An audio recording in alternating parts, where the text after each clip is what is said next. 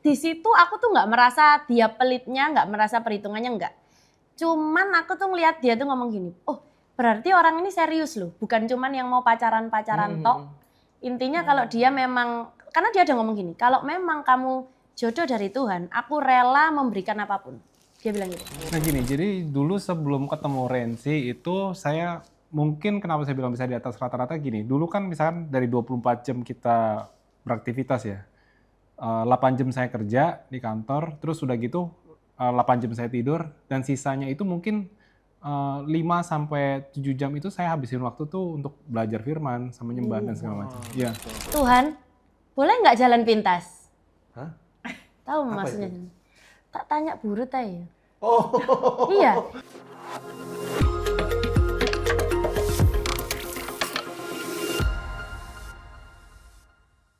Sampai satu saat akhirnya kamu menghubungi lagi itu kapan? Yes. Sampai waktu saya kenalan sama dia, itu belum pacaran.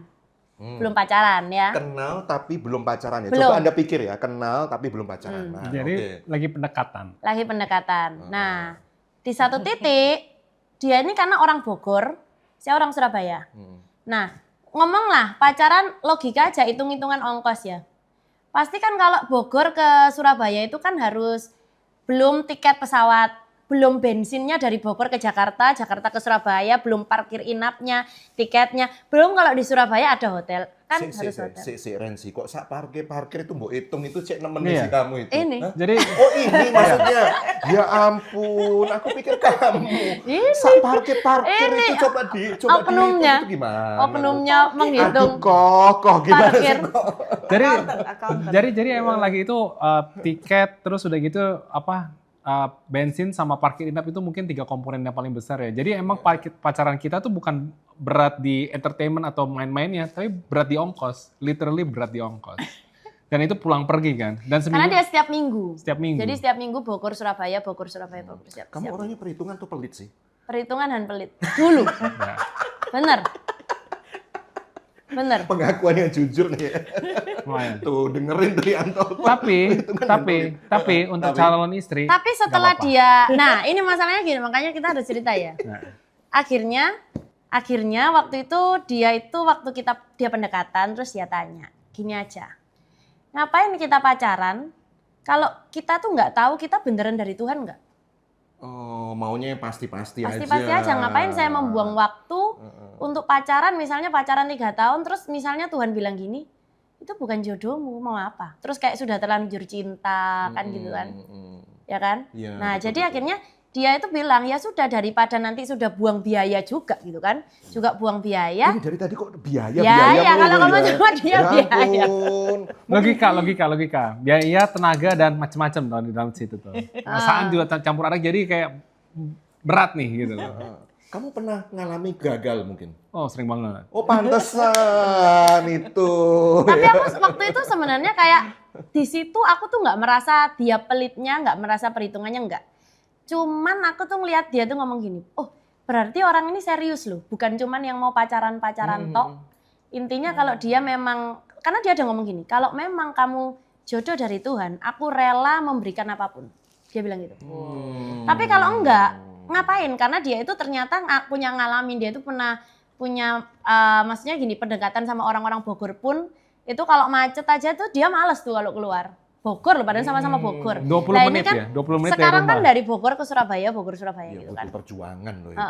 Terus intinya pokoknya di situ saya ngelihat motifnya adalah dia ngomong berarti orang ini nggak cuman pacaran, berarti dari awal kan orang ini serius. Kan banyak orang kan ya wis dijalanin dulu, nanti kalau cocok jadi, kalau nggak cocok ya wis. Tapi kalau orang ini nggak, ternyata dia sama aku tuh maunya kalau memang kita nggak dari Tuhan, Stop di situ. stop di situ aja, ngapain. Terus aku ya setuju, kayak ngapain aku harus buang-buang waktu sama cowok yang kayak gini. Dan itu aku nggak pernah mendapati statement kayak gitu dari semua cowok yang deketin aku. Wih, berarti kamu dapat inspirasi dari dia juga ya? Ya sebenarnya. Untuk kayak gitu ya? Nah terus waktu dia tanya, ya sudah kamu berdoa. Saya suruh berdoa, dia berdoa sendiri, nanti 1 minggu kemudian kita sama-sama mencocokkan bener nggak dari Tuhan. Oke, kalau gitu saya nanya Yanto, seberapa dekat hubungan kamu dengan Tuhan? Mungkin relatif tergantung orang lain ngelihatnya bagaimana ya. Cuman Cuman ya mungkin kalau ditanya kedalaman saya, mungkin saya di atas rata-rata mungkin kali ya, dibandingin mungkin teman sepergaulan atau banyakkan orang yang saya ketemu, mungkin ya di atas rata-rata kali ya. Ya, di atas rata-rata itu saya terjemahkan begini deh, buat batasan ya. Rata-rata orang tuh deket Tuhan kalau ada butuhnya. Oh enggak. Nah itu mungkin, makanya kamu bilang di atas rata-rata ya. Ya. Kalau kamu sendiri gimana, Ren? Pokoknya, Seberapa dekat kamu sama Tuhan? nah gini ya, jujur saya tuh sebenarnya dulunya adalah orang Kristen dari kecil. Papa saya Kristen, mama saya Kristen, tapi jujur waktu itu saya nggak kenal Tuhan. Banyak kan orang Kristen cuman Kristen, tapi dia nggak mengenal siapa Tuhannya. Itu dari saya dulu. Sampai suatu ketika, saya itu ngalamin waktu SMA, pernah tanya gini sama Tuhan, Tuhan, apa bedanya saya sama orang lain kalau aku nggak kenal Tuhan? Apa bedanya sama saya orang lain kalau Tuhan itu nggak nyata dalam hidupku? Gitu kan. Jadi apa bedanya? Kayak orang lain ya cuman Kristen gitu aja, tapi saya nggak mau itu. Saya kepingin kayak gini, banyak orang tahu nih presiden kita misalnya ya, Pak Prabowo misalnya tahu, tapi apakah mereka mengenal nggak Pak Prabowo? Nggak kenal dekat. Saya dulu juga gitu, sama nggak kenal sama Tuhan. Sampai satu titik saya tuh bilang ini, Tuhan ajari yuk, ajarin semuanya apa yang saya perlu tahu untuk kenal Engkau lebih lagi.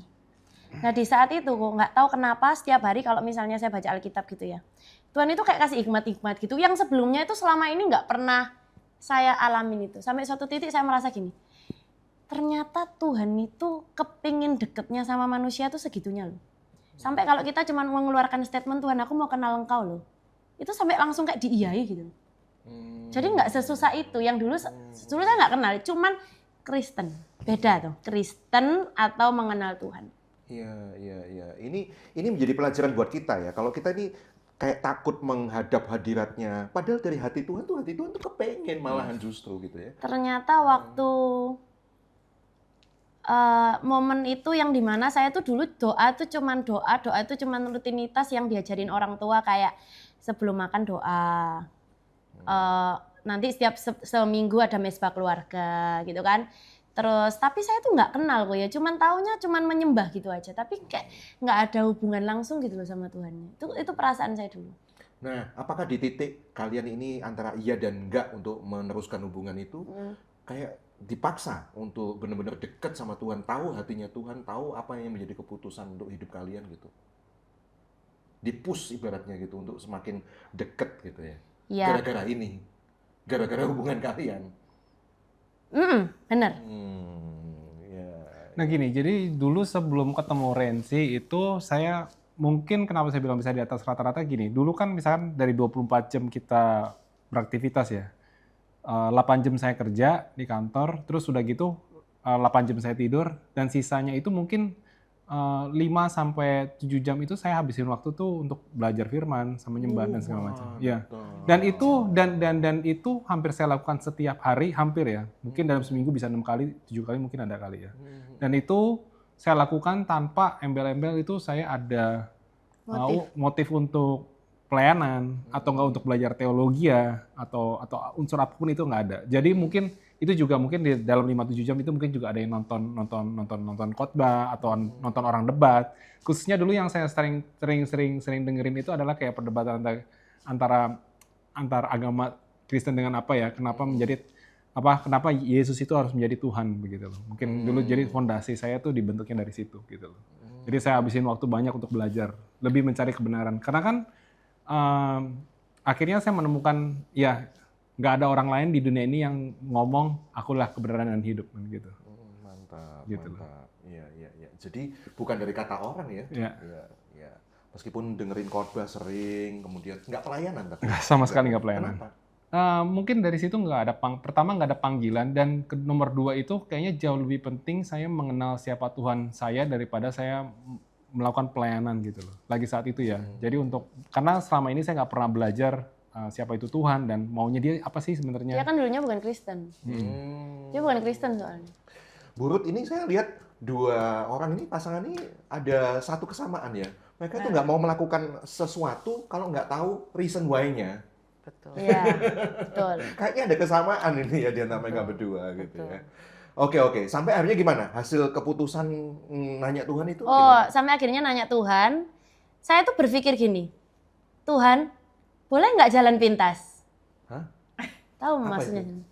Tak tanya burut aja. Oh.